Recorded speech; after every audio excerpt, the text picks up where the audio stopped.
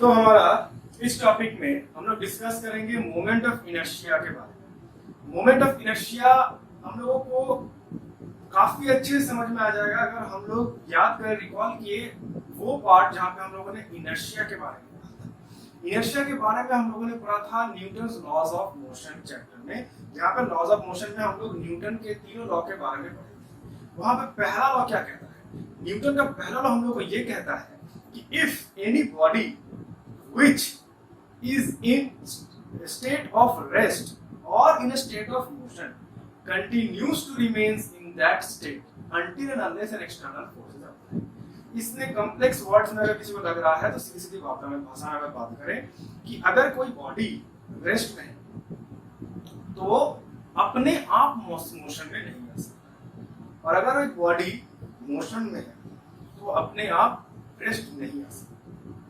ये पूरी चीजें समझने के लिए हम लोगों को एक इमेजिनेशन करना पड़ेगा और एक कंडीशन क्रिएट करना पड़ेगा। That condition is that earth पर रह के हम लोग ये एक्सपेरिमेंट्स नहीं कर सकते। तो हम लोग को इमेजिन करना पड़ेगा कि हम लोग स्पेस में हैं, एक ऐसे जगह पर है जहां पे कोई भी ग्रेविटेशनल फोर्स हमारे काम में इंटरफेरेंस नहीं कर रहा है। तो वहां पे अगर हम लोग एक ऑब्जेक्ट ऐसे रख दिए तो कोई ग्रेविटी नहीं है, ये ऑब्जेक्ट हमेशा के लिए जब तक समय रहेगा तब तक ये ऐसे ही पड़ा रहेगा। और अगर इसको ठेल दिए, ऐसे मार दिए तो ये हमेशा के लिए आगे की तरफ चलते जाएगा। अपने आप इसमें काबिलियत नहीं है कि ये अपना स्टेट ऑफ मोशन या स्टेट ऑफ रेस्ट चेंज करे। ऐसा कभी नहीं कि अगर चल रुका हो तो अपने आप चालू हो जाए, नहीं हो सकता। और अगर ये चल रहा है तो अपने आप ऐसे रुक नहीं सकता। इसको चलाने के लिए आपको बाहर से ठेलना पड़ेगा और रोकने के लिए भी बाहर से रोकना पड़ेगा। ये न्यूटन ने बताया। तो यहाँ पे हम लोग एक चीज देख रहे हैं कि बॉडी को इनेबिलिटी प्राप्त है, एबिलिटी नहीं, इनेबिलिटी प्राप्त है। क्या प्राप्त है? Inability that it can not change it's state of motion और स्टेट ऑफ रेस्ट और इट्स अपने आप से चेंज नहीं कर सकता है। इसी इनेबिलिटी को कह रहे थे इनर्शिया। अब ये जो इनर्शिया है, इनर्शिया शब्द आया है लैटिन से, हर चीज वहीं से आता है। इनर्शिया का मतलब होता है इनर्ट। इनर्ट का मतलब होता है कि किसी से भी रिएक्ट नहीं करना, किसी से भी कोई रिएक्शन नहीं देना, चुपचाप वहीं पे पड़ा है। तो वैसे ही सिस्टम आया है। नाउ ये जो इनर्शिया है, ये इनर्शिया आता है लीनियर मोशन। जब कोई बॉडी लीनियर मोशन कर रहा होता है तो वहां पे हम लोग इस इनर्शिया के बारे में पढ़ते हैं। और हम लोग क्या करते हैं, अब पढ़ रहे हैं moment of inertia. Moment of inertia का मतलब यहाँ पे हो जाएगा, हम बता चुके हैं, हर चीज के आगे अगर हम लोग मोमेंट लगा दिए तो इसका रफ ट्रांसलेशन होता है कि rotational effect of that thing. जैसे कि मोमेंट ऑफ मास क्या हो गया? Rotational effect of mass. Moment of force, rotational effect of that force which is known as torque. Moment of momentum यानी rotational effect of linear momentum, जिसे कहता है angular momentum. यहाँ पे हम लोग क्या कर रहे हैं? मोमेंट ऑफ इनर्शिया यानी रोटेशनल इफेक्ट ऑफ इनर्शिया। तो रोटेशनल इफेक्ट ऑफ इनर्शिया जो हम लोग पढ़ रहे हैं यहाँ पे, तो यहाँ पे चीजें कॉम्प्लिकेटेड है। जब हम लोगों ने इनर्शिया पढ़ा था लीनियर मोशन में तो काफी आसान था। यहाँ पे हम लोग एक चीज पढ़ लिए थे कि inertia is directly proportional to its mass. जितना बड़ा मास रहेगा उतना बड़ा उसका इनर्शिया है।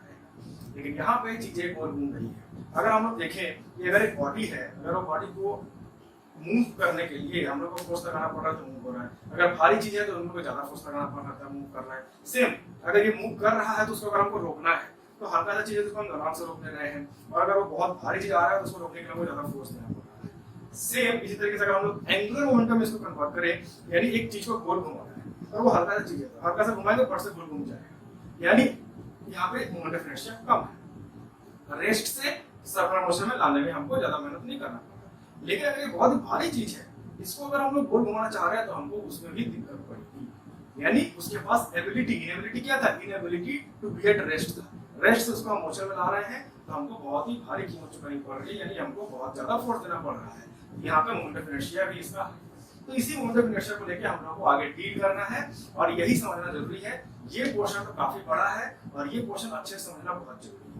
यहाँ पे जो मोमेंट ऑफ इनर्शिया है, फॉर्मूला में अगर जाएंगे तो कंफ्यूजन बहुत क्रिएट होता है। एक जनरलाइज्ड फॉर्मूला हम लोगों को बता दिया गया है और एक स्पेशल केस के फॉर्मूला भी बता दिया गया है। एक जनरलाइज्ड फॉर्मूला मतलब एक सिंपल से कोई भी आर्बिट्ररी बॉडी ले लो, मोमेंट ऑफ इनर्शिया है, उसका फॉर्मूला दिया है, हम लोग पढ़ेंगे। और स्पेशली एक एक बॉडी दे दिया जाएगा, स्पेशली उस बॉडी में यही जनरलाइज्ड फॉर्मूला लेकर लगाएंगे और कुछ डेरिवेशन करेंगे तो specially for that body moment of inertia का फॉर्मूला निकल के अलग आएगा। और सिर्फ यही नहीं, अगर उसका एक्सिस ऑफ रोटेशन बदल दिए तो फॉर्मूला भी बदल जाएगा। तो ये सारी चीजें हम लोग करेंगे, डेरिवेशन नहीं करेंगे, it is not in our syllabus, we will not waste our time on that. हम लोग अब यहाँ पे क्या करने वाले हैं, वो जनरलाइज्ड इक्वेशन के बारे में भी समझने वाले हैं। तो ज्यादा कुछ नहीं है। मान लो अगर हम लोग एक आर्बिट्ररी बॉडी लेते हैं, let's this be arbitrary body, और ये आर्बिट्ररी बॉडी यहाँ पे मान लो ये हो गया एंगल ऑफ, ये हो गया एक्सिस ऑफ रोटेशन, यानी ये बॉडी में क्या कर रहा है, ये एक्सिस ऑफ रोटेशन जो है, मान लो ये हो गया हमारा एक्सिस ऑफ रोटेशन, तो यहाँ पे एक आर्बिट्ररी बॉडी है, ये ऐसे करे, इसका इर्द-गिर्द गोल-गोल चक्कर लगाना है। तो हम लोग इमेजिन कर सकते हैं कि ये body, this body is divided, ये distributed into very small particles, बहुत ही छोटे-छोटे पार्टिकल्स में इसको हम लोग डिवाइड करते हैं। फॉर एग्जांपल हम लोग पकड़ लेते हैं, this body consists of this few particles.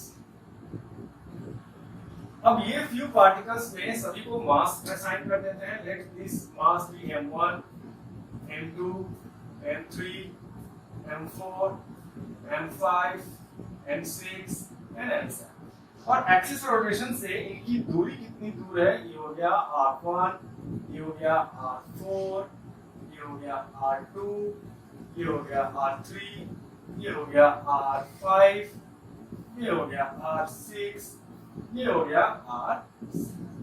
तो through experiments and huge calculations, which is not in our syllabus, thankfully, हम लोग को इतना मालूम चल गया कि जो मोमेंट ऑफ इनर्शिया है, that moment of inertia is equal to m r square। ये हो गया इसका फॉर्मूला m r square। तो हम लोग वहां पे लिख सकते हैं कि अगर एक रिजिड बॉडी ले लिए, यानी ये पूरे बॉडी की बात करें, तो इस पूरे बॉडी का मोमेंट ऑफ इनर्शिया कैसे निकालेंगे? In that case, the moment of inertia of the entire body will be moment of inertia, sum of moment of inertia of the individual masses। हर एक छोटे-छोटे मास का मोमेंट ऑफ इनर्शिया निकाल लेंगे, last में जोड़ देंगे, यानी ऐसे यह हम लोग क्या लिख सकते हैं? इसके लिए हम लोग लिख सकते हैं, ये हो गया मेन फार्मूला हमारा, generalised formula.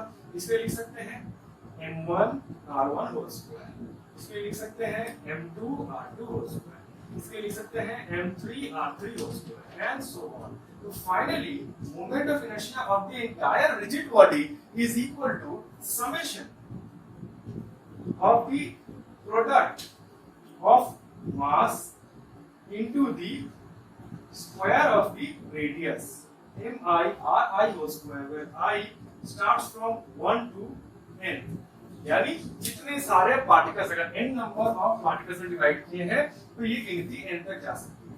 For example i का वैल्यू 1 ले लो, तो ये क्या हो जाएगा m1 plus r1। Suppose i का वैल्यू जा रहा है 1 से लेकर 5 तक, तो समेशन ये क्या हो जाएगा m1 r1 whole square plus m2 r2 whole square plus m3 r3 whole square और 5 तक ये जाएगा। i का वैल्यू बेटे बदलते जाओ, इसको लिखते जाओ, राइट। इसलिए ये समेशन एक साथ लिखा जाता है। और यही ऑब्जेक्ट्स अगर बहुत ज्यादा हो गए, इनफाइनाइट नंबर्स में आ जाए या बहुत ही लार्ज आ जाए, तो हम तुम लोगों को बता रहे हैं कि जैसे ही समेशन बढ़ जाता है तो हम समेशन के बदले इंटीग्रेशन फटाक से कर देते हैं। तो यही बदल जाएगा हम लोगों का inertia is equal to integration, और वो हो जाएगा mdr पकड़ सकते हैं, या फिर वो अलग तरह से आएगा, हम यहाँ पे लिख नहीं रहे हैं क्योंकि वो फॉर्मूला स्पेशल केस में मिल जाएगा हम लोग को, वहाँ पे हम लोग समझ जाएंगे। वहाँ पे हम लोग कर सकते हैं rdr भी कर सकते हैं, mdr भी लिख सकते हैं यहाँ पे, डिपेंडिंग ऑन द सिचुएशंस, इसीलिए यहाँ पे इसको नहीं लिखा जाता है इस तरह से। बट जनरली हम लोग इंटीग्रेशन में इसको बदल सकते हैं, डिपेंडिंग ऑन द केस हम लोग इसको चेंज करेंगे। अभी लिखने से कंफ्यूजन क्रिएट होगा, जब केस बाय केस इसको पढ़ेंगे तो हम लोगों को इंटीग्रेटेड फॉर्मूला भी इसमें लिख के दिखाएंगे। तो ये हो गया हम लोगों का मोमेंट ऑफ इनर्शिया का फॉर्मूला। अब मोमेंट ऑफ इनर्शिया किन किन चीजों पर डिपेंड करता है, ये जानना होगा। सबसे पहली बात, मोमेंट ऑफ इनर्शिया डिपेंड करता है मास। ये तो एकदम याद ही रखना, मास ज्यादा रहेगा तो मोमेंट ऑफ इनर्शिया उसका ज्यादा रहेगा। दूसरी बात, ये किस पर डिपेंड करता है, it depends on the size and shape of the object. कौन से शेप में है ये उस पर भी डिपेंड करता है। और तीसरी चीज ये किस पे डिपेंड करता है, ये अनोखा चीज है जो हम लोगों को इनर्शिया या लीनियर मोमेंटम में नहीं दिखता। तीसरा चीज है distribution of mass, distribution of mass. इसके बारे में हम बताते हैं थोड़ी देर में, पहले चौथा पॉइंट भी लिख देते हैं। चौथा पॉइंट हो जाएगा हम लोगों का orientation, orientation of axis of rotation। इसका मतलब ये हो गया। अब इसका मतलब समझो, अगर हमारे पास एक गोल स्फीयर पकड़ लिए हम लोग, वो स्फीयर हम लोग पकड़ लेते हैं, क्या पकड़ते हैं, स्फीयर नहीं लेते हैं हम लोग, कुछ दूसरी चीज लेते हैं। Let us take this copy. तो ये कॉपी हो गया, इस कॉपी की मास कितनी है उस पर डिपेंड करेगा कि ये कॉपी कैसे गोल होगी। अब ये गोल मान लो ऐसे गोल घूम रहा है, इसका मास अगर ज्यादा हुआ तो इसको गोल घुमाने में हमको दिक्कत भी उतना ही ज्यादा आएगा, जितना ज्यादा दिक्कत आएगा उसका इनर्शिया, मोमेंट ऑफ इनर्शिया उतना ही हाई रहेगा। और फिर वो घूम रहा है पहले से, तो उसको रोकने में जितना हमको दिक्कत आएगा, समझ जाएंगे कि उसका मोमेंट ऑफ इनर्शिया कितना। कुछ भी करने में, स्टार्ट कर रहे तो भी दिक्कत आ रहा है, रोक रहे तो भी दिक्कत आ रहा है। स्टार्ट कर रहे तो मोमेंट ऑफ इनर्शिया जो रेस्ट में है वो ज्यादा हाई है, और अगर रोक रहे हैं तो उसका इनर्शिया ऑफ मोशन जो है वो ज्यादा है। ये हम लोग लॉज ऑफ मोशन में डिस्कस कर चुके हैं इनर्शिया। अभी हम लोग मोमेंट ऑफ इनर्शिया कर रहे हैं, उतना डिटेल में नहीं जा रहे हैं क्या कितने टाइप के इनर्शिया होता है। साइज एंड शेप ये कैसे डिपेंड करता है। अगर ये गोल रहता तो इसका डिस्ट्रीब्यूशन मान लो अगर ये इस तरीके से है, और ये हो गया इसका एक्सिस ऑफ रोटेशन। अगर ये एक्सिस ऑफ रोटेशन होती है कैसे घूमेगा, ऐसे करके घूमेगा, ये चीज तो फिक्स रहेगा और ये ऐसे करके यहाँ से घूमेगा। इस एक्सिस ऑफ रोटेशन में जाहिर सी बात है इसका शेप कैसा हो गया, इस टाइप इसका शेप है। तो जितने भी इसके पॉइंट्स हैं उसका इस एक्सिस ऑफ रोटेशन से डिस्टेंस जो है वो डिस्टेंस याद रखें। अब इसका शेप चेंज कर देते हैं, शेप चेंज कर दिए ऐसे। अब ये ऐसे घूम रहा है, इसके इर्द-गिर्द घूम रहा है ऐसे। ठीक है, इसका शेप चेंज हो गया। तो जितने भी पॉइंट्स है सारे पॉइंट्स का इसके एक्सिस के साथ डिस्टेंस तो बदल गया कि नहीं बदल गया।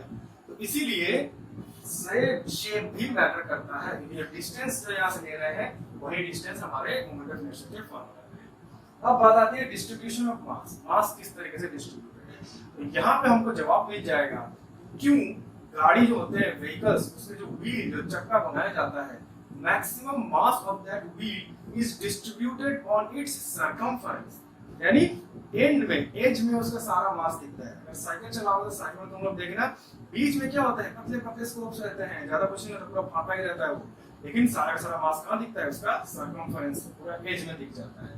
तो क्यों रहता है ऐसा, हम लोग देखेंगे आगे जाके जब पढ़ेंगे कि जितना भी मास डिस्ट्रीब्यूशन है वो मास डिस्ट्रीब्यूशन में जितना भी सर्कमफरेंस में रहता है उस ऑब्जेक्ट का इनर्शिया बहुत ज्यादा होता है, मोमेंट ऑफ इनर्शिया ज्यादा होता है। मोमेंट ऑफ इनर्शिया ज्यादा होने का फायदा क्या है ये बता सकते हैं। मोमेंट ऑफ इनर्शिया जिसका ज्यादा हुआ वो बॉडी अगर मोशन में लाना चाहे तो मोशन में लाने के लिए हमें दिक्कत होती है, और उस बॉडी को रोकना भी चाहे तो भी दिक्कत होती है। तो हमारा फायदा क्या हुआ इससे, फायदा ये हुआ कि साइकिल में अगर या व्हीकल्स में सारे के सारे मास को बाहर की तरफ अगर कॉन्सेंट्रेट कर दिए तो इससे क्या होगा, स्टार्ट करने में थोड़ा दिक्कत होगा हम लोगों को, लेकिन स्टार्ट करने के बाद जैसे ही हम लोग उसको पेडल मार रहे हैं, जब तक गाड़ी चल रहा है, साइकिल चल रहा है, पेडल मारना छोड़ दिए तो गाड़ी या साइकिल इमीडिएटली तो रुक नहीं जाता वहां पे, अपने आप चलता है थोड़ी देर तक। क्यों, क्योंकि टायर जो है, जो व्हील जो है, उसमें हम क्या डाल दिए हैं, इनर्शिया ऑफ मोशन। वो मोशन में रहना चाहेगा थोड़ी देर तक, वो रुकना नहीं चाहेगा। एक्सटर्नल फैक्टर्स जैसे कि हवा का resistance, frictions between the tyre and the road, friction between the ball bearing, इससे वो एनर्जी लूज करेगा और धीरे धीरे रुक जाएगा। नहीं तो आइडियल केस होता है जहाँ पे कोई एनर्जी लूज नहीं हो रहा तो जिंदगी भर के लिए वो चलती रहता है। अगर मान लो ऐसा नहीं करके ऐसा टायर तुम लोगों को दे दिया गया जिसका मास कंप्लीटली इक्वली इवनली डिस्ट्रीब्यूटेड है, तो उसमें क्या दिक्कत है, उसमें दिक्कत ये आती कि जैसे ही तुम पेडल मारते साइकिल बड़ा फटाक से चालू हो जाता, तुम बड़ा आसान होता है साइकिल को चलाने में, एकदम साइकिल स्पीड में चालू होता। लेकिन जैसे ही तुम पेडल मारना बंद किए साइकिल थोड़ी देर में रुक जाती। तो जब तुम साइकिल चला रहे हो तो हमेशा ही तो पेडल नहीं मारते, कभी मारते हो कभी रोकते हो, तो मार रहे होते हो। अभी जो साइकिल चलाते हो तो कैसा एक्सपीरियंस मिलता है, साइकिल चला रहे हो, एक स्मूथ राइड जा रहा है, पेडल मारना बंद कर दिए, साइकिल उसी आराम से चलते जाता, फिर तुम पेडल मारना चालू किए, फिर आराम से कंटिन्यू मोशन करते चले। कुछ ज्यादा जर्किंग नहीं हुआ, अचानक से गाड़ी रुक नहीं गया, चालू नहीं हुआ, ये आराम से स्मूथ राइड। लेकिन वहीं पर अगर हम लोग मास डिस्ट्रीब्यूशन साइकिल के टायर्स का, व्हील्स का सर्कमफरेंस में नहीं रख के पूरे व्हील में डिस्ट्रीब्यूट कर दिए तो जैसे ही पेडल मारेंगे साइकिल चालू हो जाएगा, आगे गया पेडल मारा जैसे छोड़े साइकिल, यानी चलते चलते जैसे ही पेडल मारा साइकिल फिर बंद, भीड़ तुमको मारना पड़ेगा फिर साइकिल चलेगा, यानी स्पीड बढ़ेगा फिर बढ़ेगा फिर बंद, बढ़ेगा फिर बंद, जैसे ही पेडल मारना बंद किए बंद हो जाएगा। It will give us a very bumpy ride, jerky ride मिलेगा, राइड हमको पसंद नहीं आएगा। Same happens with the motor vehicle, अगर जब बाइक रहता है, बस बोलो, ट्रक बोलो, ट्रेन बोलो, सभी के व्हील्स में ध्यान दोगे तो व्हील्स में जो सर्कमफरेंस में होता है वहां पे मास ज्यादा होता है। इससे क्या होता है, बीच में चलते चलते अगर हम लोग एक्सेलरेशन या एक्सेलरेटर जो है वो अगर हम लोग नहीं भी दें कभी कभी थोड़े वक्त के लिए, तो अपने आप वहीं पे गाड़ी रुक नहीं जाता है, वो थोड़ी देर तक खुद ही चलता रहता है और हम लोग बीच में जाते उसका मोशन मैच करके एक्सेलरेशन देते हैं, तो एक स्मूथ राइड होता है। तो स्मूथ राइड के लिए हम लोग मास, जो व्हील में जो मास होता है उसको इस तरह से डिस्ट्रीब्यूट करते हैं। तो दिस शोज अस दैट सिर्फ मास होने से नहीं होगा, उस मास को डिस्ट्रीब्यूट किस तरीके से कर रहे हैं इससे भी हमारा काफी काम चलता है, डिपेंडिंग होता है। अगर गन्ना का रस पिए हो कभी तो तुम लोगों को दिख जाएगा कि गन्ना का जो निकालने वाला मशीन होता है, इस एंड में तो इंसान हाथ से उसको घुमाता है, लेकिन उसी के दूसरे एंड में यहाँ पे हमारे यहाँ पे देखोगे एक लंबा डंडा होता है, यहाँ पे बड़ा ही एक गोल सा बलून जैसा लोहे का बना हुआ रहता है। जब ये इसको गोल घुमाता है यहाँ से, तो इसको स्टार्ट करने में इसको दिक्कत होता है क्योंकि ये रेस्ट में है। एक बार ये मोशन में आ जाए तो फिर ये घुमाना छोड़ देता तो ये घूमता रहता है, क्योंकि तब इसको रोक पाना मुश्किल हो जाएगा। क्योंकि जब ये गोल घूम रहा है तब तुम इसको अज्यूम कर सकते हो कि ये एक चक्का है, व्हील है, जिसका सारा का सारा मास कहाँ है, सर्कमफरेंस में है, सर्कमफरेंस में गोल घूम रहा है। इसी तरह इसका मोमेंट ऑफ इनर्शिया बहुत हाई हो जाता है और तब उसको आराम से उस गन्ने को घुमाने में ये क्या बोलते हैं, आसानी होती है, दिक्कत कुछ नहीं होता है। This is the advantage of the distribution of mass for angular moment of inertia. Next आता है orientation of axis of rotation. Axis of rotation main मुद्दा सब कुछ ये R का ही है।